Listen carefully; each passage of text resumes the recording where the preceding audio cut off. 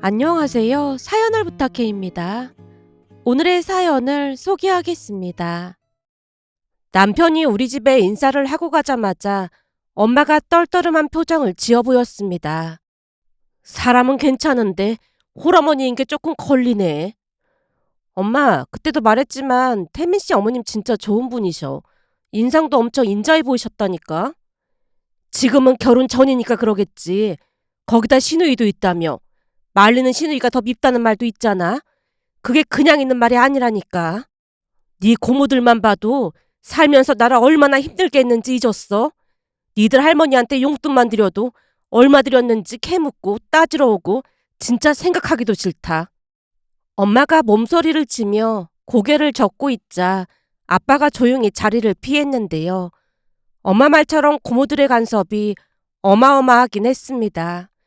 물론 아빠가 중간에서 중재를 하기 위해 많은 노력을 하긴 했지만 고모 둘이서 몰아붙이면 언제나 역부족일 수밖에 없었어요. 거기다 할머니는 아예 강 건너 불구경하듯 모른 척 해버렸습니다. 엄마는 마음이 여린 사람으로 고모들의 등살에 편할 날 없이 허구한 날 눈물바람이었습니다. 그리고 저도 잊혀지지 않는 일이 있었는데요. 그때 당시 아빠가 다니던 회사를 갑작스레 쫓겨나듯 나와서 사업을 한다고 했다가 크게 잘못되는 바람에 많이 힘들게 살 때였어요. 제 기억으로는 엄마도 식당 일을 다닐 정도로 힘든 시간이었고 매달 엄마가 외갓집에 가서 반찬이나 쌀 등을 가지고 왔던 기억이 납니다. 외할머니 집에 갈 때마다 할머니가 몰래 숨겨놨던 쌈짓돈을 엄마에게 지어주기도 했고 쌀이나 반찬들을 잔뜩 담아주기도 했습니다. 한마디로 생각하기조차 싫으리 많지 고통스러운 나날들이었어요. 그러던 중에 또 할머니 생신이 다가왔고 엄마가 아빠에게 조심스레 물었어요. 여보, 곧 어머님 생신인데 어쩌지? 어쩌긴 뭘 어째. 아니, 생신상이라도 차리던지 외식이라도 해야 할 거 아니야. 그리고 생신 선물은 어떻게 하냐는 거지. 지금 상황이 이런데 그냥 작은 선물이나 하나 사드려야지. 별 수 있겠어? 당장 월세도 못 내고 있는 거 뻔히 아시는데 이해하실 거야. 당신은 어쩜 그렇게 태평할 수가 있어. 내가 태평하긴 뭘 태평하다고 그래. 형님들이 가만히 있겠냐 그 말이잖아. 누나들한테는 내가 잘 말할게. 아빠가 몇 번이나 엄마를 안심시켰지만 그동안 당한 게 한두 번이 아니다 보니 엄마 얼굴이 울상으로 일그러져 있었습니다. 그리고 아니나 다를까 생신날 할머니 집에 가서 엄마가 나름 아끼고 아껴서 샀던 옷을 할머니께 드렸는데요. 옷을 보자마자 큰 고모가 득달같이 달려들어 따져 물었어요. 옳게, 이게 뭐야? 설마 엄마 선물로 이런 후진 걸 가지고 온 거야? 형님, 죄송해요. 저희 형편이 지금 너무 안 좋아서요. 아무리 안 좋아도 그렇지 이런 싸구려를 우리 엄마 선물로 준다는 게 말이나 되는 소리야? 큰고모가 노발대발하여 눈을 부릅뜨며 엄마에게 소리쳤습니다. 어찌나 소리를 지르던지 기가 따가울 지경이었고 결국에는 아빠가 나섰습니다. 누나, 아무리 그래도 무슨 그런 말을 하고 그래. 집사람도 말했지만 지금 우리 형편이 월세도 겨우 내고 있는 상황이야. 그런 와중에 최선을 다했구만. 꼭 말을 그렇게 해야 해? 네가 제일 큰 문제야. 엄마 아버지가 너를 어떻게 키웠는데 그따위로 말을 하고 있어. 다른 사람은 다 그래도 너는 그러면 안 되는 거잖아. 난들 그러고 싶었겠어. 나도 엄마한테 많이 죄송하지만 당장 돈이 없는 걸 대체 어쩌란 말이야? 아빠가 집안이 떠내려가라 소리를 지르자 그제서야 고모들이 아빠 눈치를 살폈습니다. 하지만 그 뒤 고모들은 아빠 몰래 교묘하게 엄마를 괴롭혔는데요. 어느 날은 집까지 찾아와서 말도 안 되는 트집을 잡았어요. 집안 구석구석을 확인하고 급기야는 냉장고 문까지 열어보던 큰 고모가 기가 막히다는 듯 말을 했거든요. 뭐야, 먹고 살기 힘들다며? 근데 반찬은 잘만 해 먹고 사네? 옳게, 먹고 살기 힘들다는 말 다 거짓말이지? 형님, 그런 게 아니라 엄마가 안절부절 못한 채 해명을 하려던 순간 언니가 먼저 외쳤습니다. 다들 당장 나가세요. 뭐? 너 지금 어른한테 뭐라고 했어? 당장 나가시라고요. 이게 어디서 배워먹은 버르장머리야? 어디 어른한테 나가라 말아야. 고모들이야말로 이게 사람이 할 짓이에요? 뭐? 그러니까 우리 보고 사람이 아니다 그런 말인 거니? 고모 두 분이 도끼 눈을 뜨고 언니를 노려봤지만 언니도 지지 않고 외쳤습니다. 적어도 가족이라면 힘들 때 도와줄 생각을 하는 게 먼저 아니에요? 저 냉장고에 있는 음식 전부 우리 외할머니가 해다 주신 거예요. 혹시나 우리가 배고플까 봐요. 그런데 고모나 할머니는 그런 생각을 한 번이라도 한 적은 있어요? 우리 엄마가 뭘 그렇게 잘못했다고 우리 엄마한테 이러세요? 그리고 어른이라면 부끄러운 줄 아세요. 우리 엄마가 착하니까 고모들이 뭐라도 된 것 같은가 본데 우리 엄마 힘들게 하면 저도 가만 안 있을 테니까 그런 줄 아세요. 언니가 엄마 앞을 가로막고 고모들에게 소리쳤고 저 또한 언니 옆에서 엄마를 지켰습니다. 결국 고모들이 두 손 두 발 다 들고 집을 나섰는데요. 그날 엄마가 우리를 끌어안고 얼마나 많은 눈물을 흘렸는지 모른답니다. 그리고 나중에 그 사실을 들은 아빠가 고모 두 분에게 쫓아가서 연 끊고 살겠다고 선포를 했습니다. 그렇게 우리는 고모 두 분과 연락을 끊은 채 할머니랑만 왕래를 했고 그러는 동안에도 고모가 몰래 엄마를 만나러 오기도 했지만 나중에는 엄마도 이판사판 결판을 내고야 말겠다는 서술로 고모들과 맞섰다고 합니다. 그날 언니가 고모 두 분에게 하는 모습을 보고 더 이상 참을 수 없다는 생각이 들었다고 했으니까요. 그 뒤에도 고모들이 끈질기게 괴롭히긴 했지만 열심히 공부해서 변호사까지 된 언니의 서술에 기가 죽어 바로 꼬리를 내렸습니다. 그 뒤 우리는 할머니 장례식장에서나 고모 두 분을 봤고 그 이후에는 연락을 끊고 살고 있습니다. 그랬으니 엄마 입장에서는 시누이란 존재에 치를 떨 수밖에요. 그날 엄마는 내내 불안한 기색을 감추지 못했는데요. 홀 시어머니라는 말에 이미 표정이 어두워졌고 거기다 시누이가 있다는 말에 표정이 돌처럼 굳어져 있었습니다. 엄마가 많이 불안해하자 언니가 조용히 입을 뗐어요. 엄마, 내가 있는데 뭔 걱정이야. 무슨 일 있으면 내가 내 동생 지킬 테니까 아무 걱정하지 마. 내가 왜 그렇게 미친 듯이 공부한지 엄마도 잘 알잖아. 돈이 없는데 아는 거라도 많아야겠다 싶어서 죽어라고 열심히 공부한 거잖아. 내가 변호사 된 뒤로 고모들 완전 조용해진 것 봐봐. 그러니까 너무 걱정하지 마. 이보세요. 나도 스스로를 지킬 수 있는 정도는 되니까 너무 걱정들 하지 마시죠. 그리고 나도 그렇게 호락호락한 사람은 아니거든. 이미 언니한테 배운 게 많아서 무서울 것도 없어. 전에 언니가 고모들한테 막 따지는데 그 말들이 아직도 생생하게 기억이 난다니까? 우리 언니 진짜 너무 멋있었어. 그때 얘기는 하지도 마. 그래도 네 아빠가 나서서 내 편이 되어줬으니 내가 지금껏 살았던 거지. 발은 안으로 굽는다고 네 고모들 편 들었어 봐. 난 니들 데리고 이혼할 생각이었다니까. 고모들이 와서 뭐라고 하면 눈물부터 쏟았으면서 엄마가 퍽이나 그랬겠네. 언니가 장난스레 말을 하자 엄마도 장난스레 눈을 흘겼습니다. 그 뒤 우리는 상견례를 한 뒤 결혼을 했습니다. 하지만 역시나 시누이는 어쩔 수 없는 존재였던 것일까요? 물론 결혼 전에도 반기는 정도는 아니었지만 서로 불편하지 않게 지내던 사이였는데요. 자주 보게 되면서 조금씩 문제가 발생하기 시작했습니다.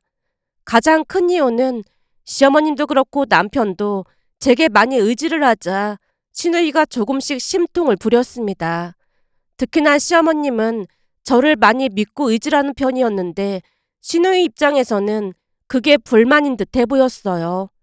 가령 이런 것들이었습니다. 어느 날은 시어머님에게 전화가 와서 받았는데요. 시어머님이 다급한 목소리로 말했어요. 저기 지금 통화 가능하니? 네 어머님 통화 괜찮아요. 그래? 지금 네 이모랑 옷을 사러 왔는데 어떤 색깔이 괜찮은지 좀 봐줄 수 있겠니? 그럼요. 사진 찍어서 문자로 보내주시면 제가 한번 봐드릴게요. 제 말이 끝나자마자 시어머님이 문자를 보내왔고 제가 옷을 골라드렸는데요. 역시 디자이너라 그런지 옷 고르는 솜씨도 아주 좋다니까. 네가 골라준 옷만 입고 나가면 다들 예쁘다고 난리도 아니잖니. 그러다 보니 네 이모가 너한테 물어보라고 하도 난리를 쳐서 내가 전화했잖니. 바쁜데 연락해서 미안하구나. 아니에요. 어머님이 좋아하시니까 저도 기쁜걸요. 어쩜 말 한마디 한마디를 이렇게 이쁘게 하는 건지 난 요즘 밥을 안 먹어도 배가 부르잖니. 그럼 바쁠 텐데 전화 끊자. 시어머님이 급히 전화를 끊었습니다. 그 뒤에는 시댁에 자주 가서 쇼핑도 하러 다니면서 즐거운 시간을 보냈어요. 제가 시댁에 자주 간다고 하자 동료들이 조금은 이상하다는 듯이 물었습니다. 시댁에 그렇게 자주 가면 불편하지 않아? 글쎄요. 시어머님이 엄청 좋으셔서 불편할 게 별로 없어요. 어머님이 내내 칭찬해 주시니까 재밌거든요. 이번에는 같이 그릇 사러 다녀왔는데 어머님이 안목 있다고 엄청 좋아하셨어요. 우리 시어머님은 내가 하는 얘기는 무조건 잘못됐다고 하던데 현서 씨네 시어머님은 진짜 신기하긴 하다. 네? 그게 무슨 말이에요? 무조건 잘못됐다고 하다니요. 말 그대로야. 내가 무슨 말만 하면 그건 무조건 잘못됐다고 하시면서 바득바득 우게 되시거든. 그러다 보니 나는 시댁도 자주 안 가고 가게 되더라도 입 꾹 다물고 있다가 와. 그런 시어머니들이 있다고 듣긴 했는데 진짜 있나 보네요. 있는 정도가 아니지. 결혼 후에는 가족끼리 식사하고 시어머님 옷 산다고 해서 같이 백화점에 갔거든? 시어머님 피부색이 많이 어두운 편인데 얼굴에도 안 맞는 색깔 옷을 고르시길래 넌지시 이 색깔이 더 잘 어울리실 것 같다고 했거든? 내가 고른 색깔을 보더니 시아버님이랑 남편도 훨씬 낫다고 했고 말이야. 근데 웃기는 소리 하지 말라고 바득바득 우기시더니 결국 그 옷으로 샀는데 역시나 다들 가격에 비해 옷이 너무 별로라고 했다잖아. 비싼 돈 주고 산 건데 한 번인가 입고 그냥 처박아뒀다고 시아버님 막 뭐라고 하시더라니까. 난 왜 그런지 도무지 이해를 할 수 없더라니까. 근데 더 웃긴 건 내가 갈 때마다 그 옷을 꺼내서 보란 듯이 입고 계시다는 거야. 암튼 시어머님의 세계는 감히 이해할 수가 없어. 동료가 고개를 내저으며 헛웃음을 지었는데요. 우리 시어머님과는 전혀 다른 모습에 듣는 것만으로도 피로감이 물밀듯이 밀려들었습니다. 그러면서 시어머님에게 감사한 마음마저 들었어요. 하지만 시어머님이 잘해주시는 와중에도 시누이의 불만은 날로 더해갔는데요. 그 일은 시어머님 생신 때 일어났습니다. 시어머님 생신을 맞이해서 시어머님에게 전화를 해서 식당 예약에 대해 물어봤어요. 어머님, 생신날 식당 예약할까 하는데 어디로 할까요? 그때 어머님 맛있게 드셨던 그 식당 괜찮을까요? 거기가 좋긴 한데 너무 비싸잖아. 어머님 생신이신데 그 정도는 아무것도 아니죠. 그래도 너무 비싼 것 같은데. 진짜 괜찮아요. 그리고 이모님도 함께 오시는 거죠? 내 동생까지? 그래도 될까 모르겠다. 당연히 괜찮죠. 어머님 생신이신데 같이 모시면 좋죠. 말만이라도 참 고맙구나. 그럼 내가 말해 놓으마. 네, 그럼 전 아가씨한테 연락해 놓을게요. 그래주면 나야 고맙지. 시어머님이 흔쾌히 대답하는 모습에 이번에는 시누이에게 연락을 했습니다. 아가씨, 어머님 생신 때문에 연락드렸어요. 엄마 생신 때문이라니요? 그게 왜요? 어머님 생신 때 어머님 좋아하시는 그 식당으로 예약할까 하는데 아가씨 생각은 어때요? 그러니까 엄마 생신 때 외식을 하자는 말인 거예요? 제가 볼 때는 그냥 집에서 먹는 게 낫지 않을까요? 집에서요? 네. 뭐 많이 할 건 없고 간단하게 고기만 구워 먹으면 좋잖아요. 그게 더 싸고 좋을 것 같아요. 제가 고기 맛있게 하는 곳 알고 있거든요. 아, 네. 라며 제가 전화를 끊었는데요. 목소리가 어찌나 차갑던지 더 이상 말을 하면 버럭할 것만 같았거든요. 결국 시어머님에게 시누이 생각을 말했는데 시어머님이 잔뜩 성이 난 목소리로 입을 뗐습니다. 뭐? 집에서 고기를 구워 먹어? 그냥 나가서 먹으면 치울 일도 없고 편한데 뭐하러 집에서 고기를 구워 먹어? 그거 치우는 것도 일인데 그냥 식당에서 하자꾸나. 그래도 아가씨가 잘하는 정육점이 있다고 해서요. 그건 내가 알아서 할 테니까 넌 신경 쓰지 마라. 라며 시어머님이 전화를 끊었습니다. 그리고 그날 저녁 퇴근해서 들어온 남편이 눈치를 보며 말을 꺼냈어요. 혹시 오늘 영주랑 무슨 일 있었어? 어? 무슨 일은 아니고. 제가 그날 있었던 이야기를 하자 남편이 피식 웃었어요. 내가 보니 또 심통이 났나 보네. 왜? 아가씨가 뭐라고 한 거야? 그냥 막 짜증 부리는 거지 뭐. 그럼 그냥 집에서 식사해야 하는 거 아니야? 됐어. 엄마한테 엄청 혼난 모양이더라고. 엄마 생신인데 엄마가 원하는 대로 해드려야지. 남편이 대수롭지 않게 말을 했지만 제 입장에서는 불안할 수밖에 없었어요. 그렇게 시간이 지나 시어머님 생신날이 됐고 다 같이 미리 예약한 식당에서 식사를 했지만 시누이 입이 대빨 나온 채 불만이 가득해 보였습니다. 그 모습에 시어머님이 시누이를 나무랐어요. 넌 대체 뭐가 불만이라고 그래? 내가 뭘? 그냥 다 같이 밖에서 밥 먹으면 좋잖아. 집에서 고기 구워 먹어봐. 냄새도 잘 안 빠지고 설거지거리도 한가득인데 굳이 뭐 한다고 집에서 고기를 구워 먹는다고 난리를 피워. 엄마가 제일 문제야. 내가 문제라니 그게 무슨 말이야. 세상이 아무리 바뀌었다고 해도 그렇지 엄마는 새언니 눈치를 너무 많이 보잖아. 며느리가 상전도 아니고 그러는 거 보고 있으면 짜증난단 말이야. 시누이가 눈물까지 글썽이며 분하고 억울하다는 듯이 말을 했는데요. 시어머님이 화들짝 놀라 제 눈치를 살피며 시누이를 나무랐습니다. 네 새언니 같은 사람이 어딨다고 이래. 대체 넌 언제 철이 들려고 그러니? 예, 네 시누이가 어리광 피우는 거니까 맘에 담아두지 마라. 괜찮아요, 어머님. 아가씨 입장에서는 그런 생각을 할 수도 있을 것 같아요. 제가 어색한 미소로 대답을 했습니다. 그렇게 잠시 후 화장실에 다녀오기 위해 자리에서 일어났는데요. 화장실 문을 열고 나오자 시누이가 버티고 서 있었습니다. 아가씨, 들어가실 거예요? 새언니는 무슨 천사병이라도 걸린 거예요?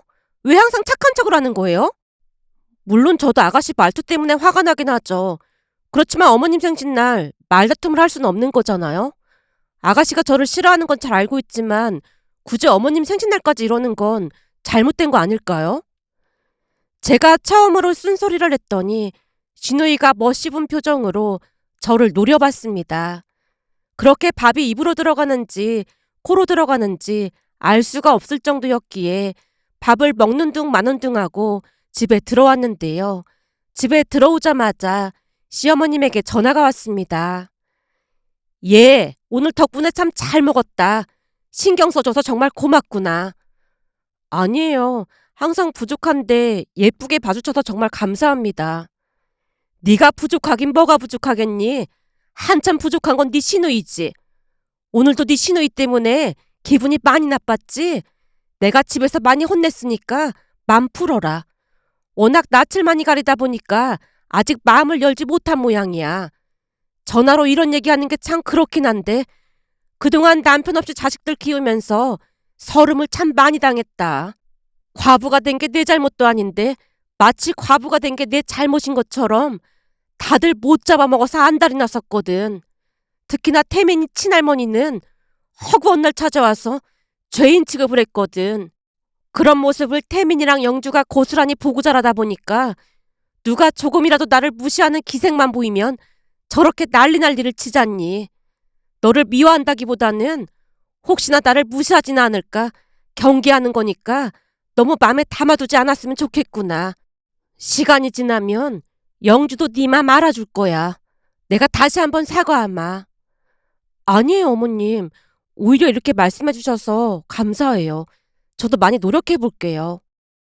통화를 하는 내내 시어머님 목소리에 애한이 서려 있었다고 해야 할까요? 결국 전화를 끊으면서 저도 울컥하고 말았는데요.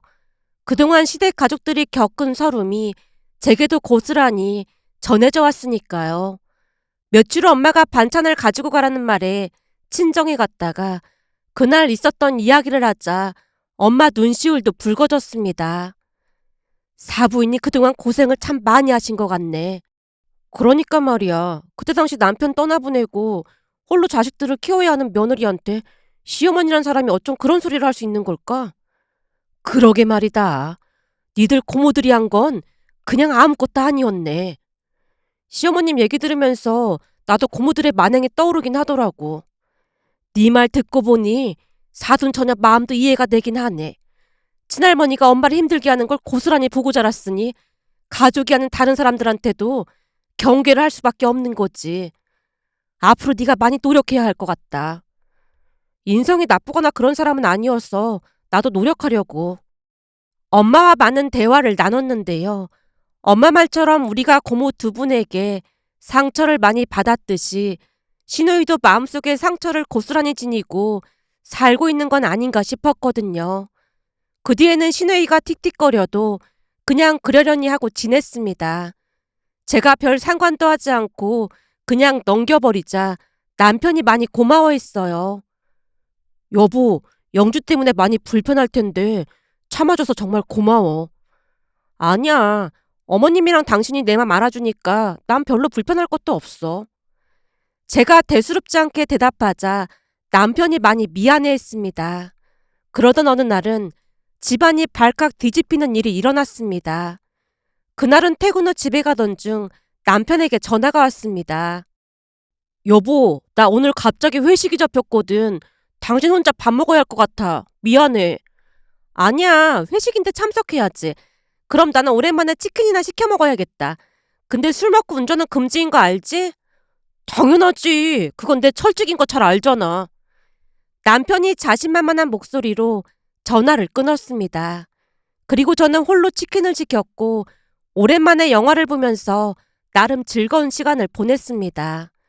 그런데 참 이상했던 것이 평소에는 치킨을 먹을 때 반드시 맥주를 먹곤 했지만 그날은 웬일인지 맥주가 땡기질 않아서 콜라만 마셨어요. 그렇게 잠시 후 누워서 영화를 보다가 깜빡 잠이 들었던 것 같은데 시간이 얼마나 지났을까요? 휴대폰이 요란하게 울려댔습니다. 벨소리가 어찌나 크게 울리던지 저도 모르게 벌떡 일어나서 멍한 상태로 전화를 받았습니다. 예, 한밤중에 미안한데. 어머님, 목소리가 왜 그러세요? 저기 그게 말이다. 어떻게 된 게 태민이랑 영주는 영 전화를 안 받지 뭐니. 시어머님이 거친 숨을 몰아쉬고 있었기에 무슨 일이 생겼음을 직감할 수 있었습니다. 어머님, 무슨 일 있으신 거예요? 내가 욕실에서 넘어졌는데 일어나질 못하겠어. 네? 욕실에서요? 어머님, 제가 빨리 119 부를게요. 아이고, 그렇구나. 119를 부르면 될 것을 내가 이렇게 아둔하다니까. 지금 너무 놀라서 정신이 없지 뭐니. 어머님, 우선 전화 끊어보세요. 금방 전화 드릴게요. 제가 전화를 끊었고 급히 119에 전화를 해서 위치를 알려주고는 시어머님께 현관 비밀번호까지 물어봐서 구급대원에게 알려줬습니다. 그리고는 급히 남편에게 전화를 했는데 그날따라 남편이 전화를 받지 않았어요. 결국 대충 챙겨 입고는 구급대원이 알려준 병원으로 향했습니다. 잠시 후 병원에 갔더니 다행히 크게 다치신 건 아니라는 말에 안도의 한숨을 내쉬었는데요. 그때까지도 남편과 시누이는 연락이 되지 않았습니다. 결국 제가 시어머님 곁을 지켰고 그 뒤 한참이 더 지나서 남편에게 전화가 왔습니다. 여보, 어디야? 당신이야말로 왜 이렇게 전화를 안 받아? 미안해. 술을 너무 많이 마셨어. 대리를 불렀는데 중간에 착오가 생겨서 깜빡 차에서 잠이 든 거 있지. 나 지금 집에 왔는데 당신 혹시 화나서 집 나간 거야? 남편 입에서 황당한 소리가 새어나오고 있었습니다. 내가 집을 나가긴 왜 집을 나가. 어머님 지금 병원에 입원하셨으니까 택시 타고 빨리 여기로 와. 엄마가 지금 병원에 왜 있어? 어머님 욕실에서 넘어지셔서 구급차 불러서 병원에 오셨단 말이야. 라는 말에 남편이 택시를 타고 단숨에 날아왔습니다.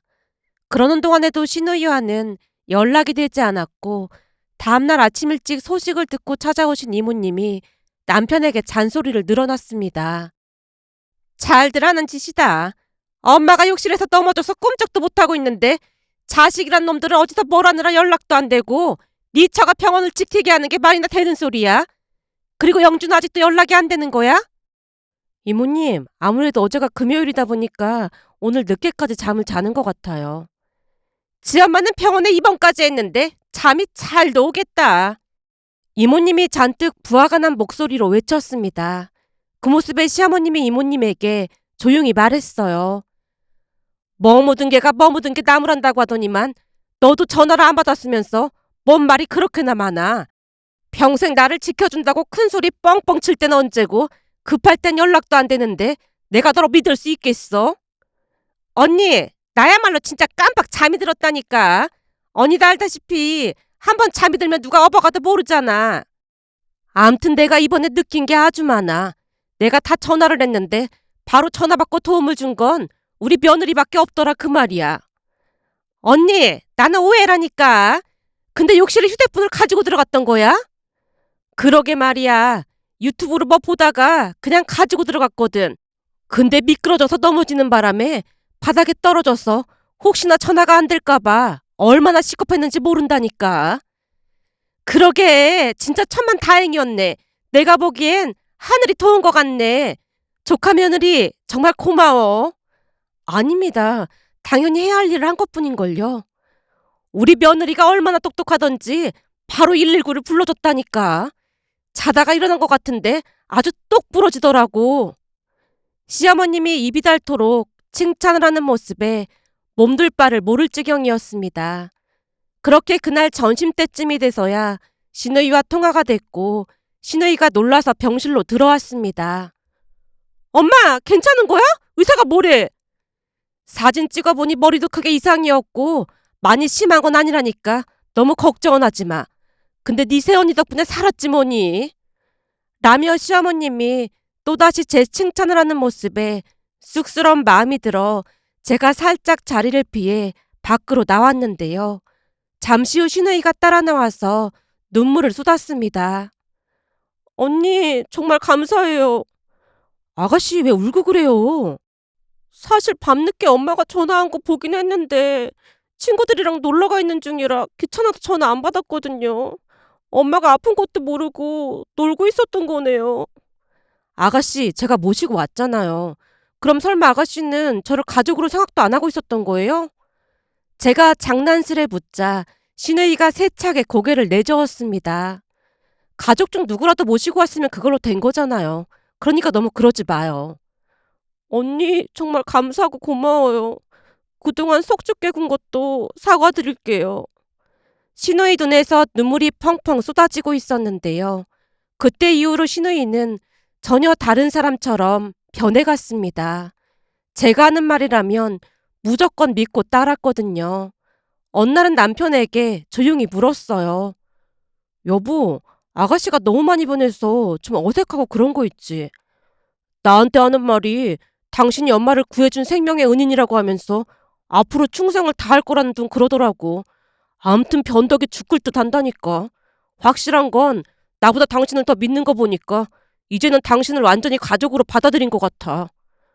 아가씨가 너무 그러니까 좀 당황스럽기도 하고 어색해 죽겠어. 그냥 동생이라고 생각하고 좋게 받아줘. 남편이 웃음을 참으며 당부를 했습니다. 그 뒤에는 신우이와 놀랄 정도로 사이가 좋아졌고 우리는 친자매처럼 잘 지내고 있습니다. 처음에는 마음 여는 것에 어려움을 겪었던 신우이였지만 한번 마음을 열자 마치 다른 사람처럼 변해 있었습니다. 그렇게 서로를 챙기며 우리는 잘 지냈습니다. 그 뒤 제가 출산을 하는 바람에 가족들 모두 챙기느라 여념이 없었는데요. 얼마 전 신우이가 집에 와서 청소부터 음식까지 잔뜩 만들어주고 돌아갔습니다. 언니, 제가 미역국 끓여놨으니까 불고기랑 같이 드세요. 아가씨, 매번 도와주셔서 정말 감사해요. 우리가 남도 아니고 가족인데 당연한 거죠. 신우이가 멋쩍은 웃음을 지으며 머리를 긁적였습니다. 그 모습을 보며 서로에게 진심을 전한다면 진심은 반드시 통한다는 말이 생각이 나서 이렇게 글 남겨봅니다. 사연을 부탁해 구독자 여러분, 설 명절을 맞아 구독자 여러분께 감사의 마음을 전합니다. 올 한 해도 건강하시고 행복한 일만 가득하시길 간절히 바라봅니다. 구독자 여러분, 새해 복 많이 받으세요. 감사합니다.